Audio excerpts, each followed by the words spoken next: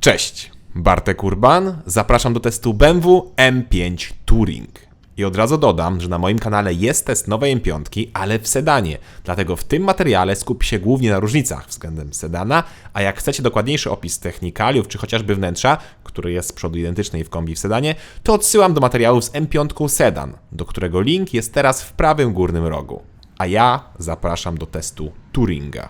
A jak Touring, to kombi. A jak kombi, to trzeba przypomnieć pierwszy M5 Touring, czyli generację E34 oraz drugą generację, czyli E61. Najnowsze wcielenie jest więc trzecią generacją M5 w kombi i to pomimo, iż M5 było znacznie więcej, bo obecnie mamy już siódmą generację, ale jak widać, producent nie zawsze stosował to rodzinne nadwozie. Chcesz może kupić używane auto, ale boisz się o jego historię? Sprawdź raport z firmy Car Vertical, czyli firmy specjalizującej się w raportach z historii danego pojazdu. Przykładowo, jakbyście chcieli kupić używane BMW serii 3 i chcecie mieć pewność, jaką miało historię, to należy wejść na stronę www.carvertical.com/pl, wpisać numer rejestracyjny lub VIN pojazdu i sprawdzić jego historię. Raport pokazuje uszkodzenia, pochodzenie, przebiegi, ewentualne kradzieże, czy nawet klęski żywiołowe, w których mógł brać udział. Jak widzicie teraz na ekranie, można czasem trafić na naprawdę przykrą niespodziankę, więc warto sprawdzić historię przed zakupem. Na hasło Autowizja jest 30% rabatu na raport. Zapraszam. A kombi w M5 powraca po 14 latach i coś czuję, że taki powrót jest po ogromnym sukcesie modelu M3 Touring, dlatego właśnie przyszła pora na starszego, większego i jeszcze grubszego brata, czyli M5 Touring. I tak, nieprzypadkowo powiedziałem grubszego, bo już M3 Touring uważam, że jest za ciężkie i waży 1940 kg, ale M5 Touring to jest jeszcze wyższy poziom. 2550 kg. Tak, ponad 2,5 tony i o 40 kg więcej niż sedan M3. I to jest niesamowite, bo nowa seria 5 występuje też jako odmiana elektryczna i ta w najmocniejszej odmianie M60 i też w kombi waży 2425 kg, czyli o 125 kg mniej niż nowa M5 w kombi. Jak? No szok, jak nowa M5 jest ciężka. Kosmicznie ciężka, ale i kosmicznie mocna. Pod maską Touringa pracuje ten sam silnik co w sedanie, czyli podwójnie doładowane 4,4 litra V8, które generuje 585 koni i które jest połączone z układem plug-in i silnikiem elektrycznym i łącznie daje nam to niesamowite 727 koni i 1000 Nm. Tak, 1000 Nm. Szok. Do tego jest napęd na 4 koła, który pozwala na odpięcie przedniej osi i wtedy mamy 727 koni oraz 1000 Nm na jednej tylnej osi.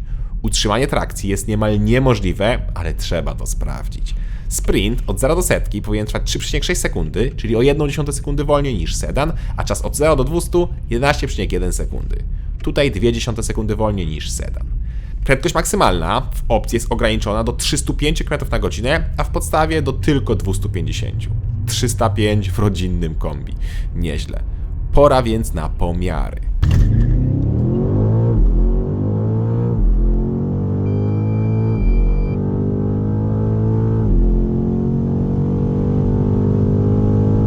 Czas od 0 do 100 to równe 3,6 sekundy, a czas 100-200 to 6,8 sekundy. Z tym, że pomiary robiłem w dwie osoby, więc realnie myślę, że czas 100-200 da się wykręcić na poziomie 6,7 sekundy. Czyli od 0 do 200 M5 Touring robi w 10,3-10,4 sekundy, a nie 11,1. No jest bardzo szybko. Jest tak szybko, że nie wierzę, że to auto ma 727 koni, coś czuję, że znacznie więcej. Auto jest po prostu za szybkie jak na taką moc i taką wagę. Aha, i tak. Czas 100-200 mierzyłem z miejsca, czyli strzelałem od 0 do 200. Gdy robiłem pomiar z rolki, czyli na przykład z 70-80, to wynik było 0,2 sekundy gorszy i robiłem 6,9-7 sekund. I co ważne, Touring brzmi tak samo dobrze jak sedan. Tak samo dobrze, bo sedan G90, czyli najnowszej generacji M5, brzmi moim zdaniem nawet lepiej niż poprzednik, czyli F90. No posłuchajcie, jak brzmi kombi.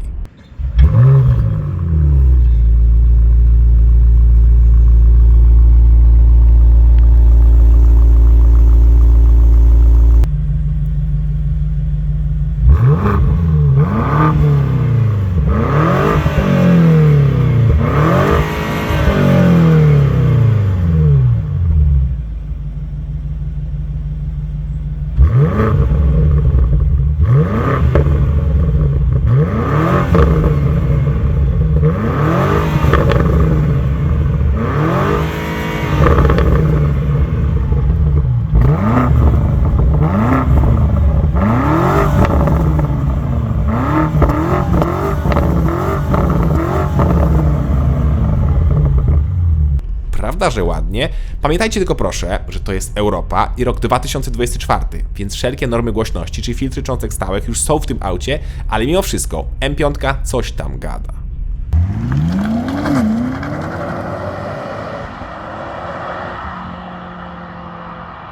No dobra, ale jak z tą masą? Bo to jest główna dyskusja przy nowej M5. No cóż, fizyki oszukać się nie da i pomimo, iż zawieszenie jest świetnie zestrojone, pomimo, iż baterie są nisko, więc środek ciężkości jest nisko i pomimo tylnej osi skrętnej, to czuć, że Touring ma nadwagę. Co prawda, nie powiedziałbym, że tutaj jest ponad 2,5 tony, bardziej strzelałbym w takie 2 tony 200, no 2 tony 300, ale to i tak jest za dużo. Przy zwykłej jeździe tego nie czuć, tak samo jak tego nie czuć, jak nawet szybciej jeździmy, dopóki nie zaczniemy szybko zmieniać kierunków. Wtedy czujemy, jak auto masą zarzuca, no i tego ukryć się nie da. Sama jazda nową M5 kombi jest nieco komputerowa, ale tak też było w przypadku poprzednika w sedanie. Po prostu wszystko dzieje się już tak szybko, że ma się wrażenie, jakby się jechało w grze komputerowej. Układ kierowniczy jest precyzyjny, ale nie daje takiego czucia autosportowego. Czujemy się właśnie jak w takiej bardzo wygodnej i bardzo szybkiej limuzynie, no czy tam kombi. Ale w zasadzie przesiadłem się właśnie z sedana w kombi i ja nie czułem różnicy, jakbym jechał innym autem. To już jest tak duże i tak ciężkie auto, że te 40 kg no nie robi żadnej różnicy. Robią różnicę za to hamulce. W opcji jest ceramika za 48 000 złotych i jeśli planujecie używać auto mocno na trasach, to przyda się. Wyhamować 2,5 tony z 300 czy tam 200, no to jest nie lada wyzwanie, więc ceramika się na pewno sprawdzi. I tak jak mówiłem, auto jest zaskakująco komfortowe i to pomimo przeogromnych felg, gdzie z przodu mamy 20, a z tyłu 21 cali. I tył ma szerokość aż 295. Kawał kapcia, ale to nie przeszkadza, żeby trakcję zrywać z 4 kół, bo mocy jest mnóstwo. I co ważne, to też już mówiłem, ale powtórzę, w Touringu też możemy zrobić napęd tylko na tył, gdzie wtedy mamy właśnie 1000 Nm i 727 koni na jedną oś. Fabryka dymu. Zrobiłem też pomiar do setki właśnie z napędem na tył i wynik wtedy to 4,1 sekundy. Najtrudniejsze jest ruszyć, bo tam nie ma procedury startu, a my mamy trakcję wyłączoną kompletnie. No ale wciąż niezły czas. Zresztą, mierzyłem też auto na samym prądzie, czyli jak mamy tylko 197 koni z silnika elektrycznego i wynik to 11 sekund. Ładnie. I co ciekawe, jadąc na prądzie mamy normalnie skrzynię biegów i czujemy, jak są zmieniane biegi. Kolejna ciekawostka to da się mieć tryb elektryczny i napęd tylko na tył, więc da się polatać bokiem na elektryku. Co prawda musi być nieco mokro, żeby zrobić rondo, ale żeby szybko nawrócić, to nawet na suchym zrywa trakcję. Śmieszna sprawa. Sama bateria ma 18,6 kWh i pozwala na przejechanie podobno od 61 do 67 km. Mówię podobno, bo nie testowałem tego. Bawiłem się autem, a że byłem w Niemczech, no to było gdzie poszaleć. Musicie mi wybaczyć. Bak paliwa ma 60 litrów, czyli tyle, ile zwykłe BMW serii 5. No ale M5 mogłaby mieć minimalnie więcej. To co zauważyłem, to Touring jest przygotowany do montażu haka i może on pociągnąć przyczepę o masie do 2 ton. To jeszcze przed podsumowaniem porozmawiajmy o wyglądzie.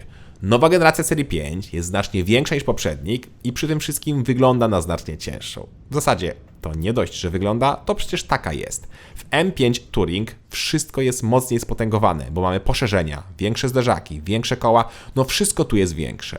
I o ile w sedanie nowa piątka póki co średnio mi się podoba, tak Touring ponownie robi lepsze wrażenie. Ponownie, bowiem podobny przypadek miałem przy M3 i M3 Touring. Kombi też znacznie lepiej wygląda, no ale to kwestia gustu. Tak samo jak i świecący grill z przodu. Dobrze, że w M5 nadal mamy 4 kominy z tyłu, a także i charakterystyczne lusterka.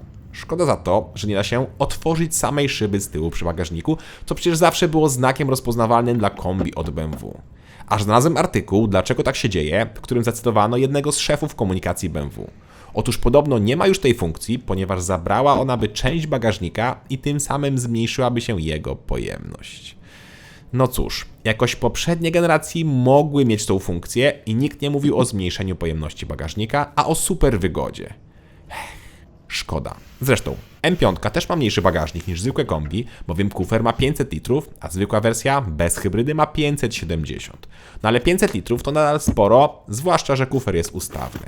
Pod podłogą jest mały schowek, gdzie zmieścimy na przykład dodatkową siatkę oddzielającą bagażnik od przestrzeni osobowej. Są też boczne schowki, haczyki na zakupy, gniazdo pod zapalniczkę, czy z poziomu bagażnika możemy złożyć oparcia. I po złożeniu, no jest w miarę płaska powierzchnia. Aha, i ładowność M5 kombi to 0,5 tony. Dobra, to wskakujemy na tył. Tutaj jest naprawdę sporo miejsca, ale i auto jest duże. Nowa piątka mocno urosła i kombi ma teraz niemal 5,1 metra długości, 1,51 m wysokości oraz 1,97 m szerokości. Tak dla porównania dodam, że poprzednik był 13 cm krótszy, a 13 cm to bardzo dużo. Nie dziwi więc fakt, że ja i moje 186 cm bez problemu się tutaj mieścimy. Chociaż jak na tak duże auto, to spodziewałem się, że będzie nieco więcej miejsca na nogi. Jest oczywiście podłokietnik z miejscami na poje, oddzielna strefa klimatyzacji w opcji, czy wysoki tunel na środku. No i jest czerwona skóra, która aż razi po oczach. Co kto lubi.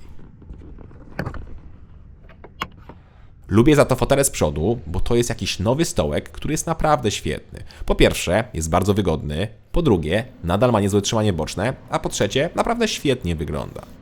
Pod względem komfortu, nowa piątka kombi, podobnie jak i sedan, jest świetna.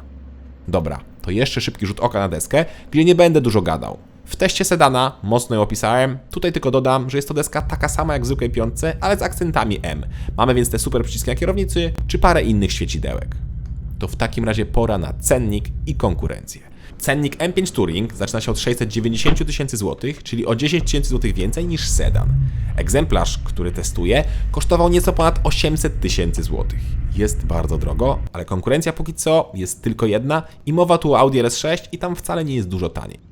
Audi startuje od 650 tysięcy złotych za zwykłą wersję RS6 oraz 683 tysiące złotych za odmianę Performance. Jako że nowe M5 jest od razu na poziomie Competition, więc warto porównać do RS6 Performance. Audi RS6 więc jest o 7 tysięcy złotych tańsze, 100 koni słabsze i 400 kg lżejsze. Osiągi są bardzo zbliżone, bo tam też jest V8 z tym, że 4 litry i też biturbo o mocy 630 koni.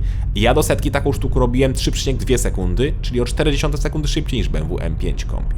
Ale znowu 100-200 robiłem w 7,7 sekundy, czyli niemal sekundę wolniej niż M5. Czyli do 200 M5 powinno być delikatnie z przodu. No tak czy inaczej, bardzo fajna konkurencja i cieszę się, że wreszcie BMW weszło do świata, gdzie rządziło Audi RS6 oraz Mercedes E63 AMG w kombi. Niestety, tego drugiego nie ma póki co, a Porsche Panamera Kombi, czy tam Sport Turismo, już w ogóle nigdy więcej nie będzie. Zresztą, Porsche zawsze było dużo droższe. Na upartego można by tutaj wrzucić właśnie BMW M3 Kombi, no ale umówmy się, że to jest dużo mniejsze auto. Chociaż wcale nie wolniejsze, bo M3 Kombi setkę robi w podobnym czasie, ale potem jest o sekundę wolniejsza do 200. Wybór więc został pomiędzy Audi RS6 a BMW M5 Touring, gdzie ten drugi ma hybrydę, co dla jednych jest wadą, a dla innych zaletą. A, i ciekawostka jeszcze, bo sedan M5 nowy ma oznaczenie G90, a kombi to G99, mimo iż niektórzy widziałem, że piszą w materiałach G91.